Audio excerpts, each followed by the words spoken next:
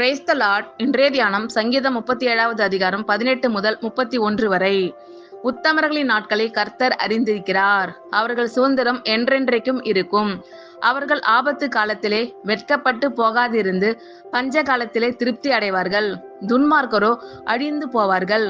கர்த்தருடைய சத்துருக்கள் ஆட்டுக்குட்டிகளின் இனத்தை போல் புகைந்து போவார்கள். அவர்கள் புகையாய் புகைந்து போவார்கள். துன்மார்க்கன் கடன் வாங்கி செலுத்தாமற் போகிறான். நீதிமானோ இறங்கி கொடுக்கிறான். அவரால் ஆசீர்வதிக்கப்பட்டவர்கள் பூமியை சுதந்திரித்துக் கொள்ளுவார்கள். அவரால் சபிக்கப்பட்டவர்களோ அறுப்புண்டு போவார்கள். நல்ல மனுஷனுடைய நடைகள் கர்த்தரால் உறுதிப்படும். அவனுடைய வழியின் மேல் அவர் பிரியமாய் இருக்கிறார். அவன் விழுந்தாலும் தள்ளுண்டு போவதில்லை. கர்த்தர் தமது கையினால் அவனை தாங்குகிறார். நான் இளைஞனாய் இருந்தேன், முதிர் வயது உள்ளவனும் ஆனேன். ஆனாலும் நீதிமான் கைவிடப்பட்டதையும் அவன் சந்ததி அப்பத்துக்கு இறந்து திரிகிறதையும் நான் காணவில்லை. அவன் நித்தம் இறங்கி கடன் கொடுக்கிறான். அவன் சந்ததி ஆசீர்வதிக்கப்படும்.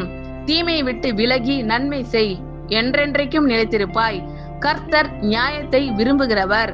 அவர் தமது பரிசுத்தவான்களை கைவிடுவதில்லை. அவர்கள் என்றைக்கும் காக்கப்படுவார்கள். துன்மார்களுடைய சந்ததியோ அறுப்புண்டு போம்.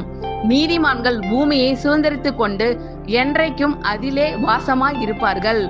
நீதிமானுடைய வாய் ஞானத்தை உரைத்து அவனுடைய நாவு நியாயத்தை பேசும். அவனுடைய தேவன் அருளிய வேதம் அவன் இருதயத்தில் இருக்கிறது. அவன் நடைகளில் ஒன்றும் பிசகுவதில்லை. ஆமேன். கர்த்தர் உங்கள் அனைவரையும் ஆசீர்வதிப்பாராக. God bless you all.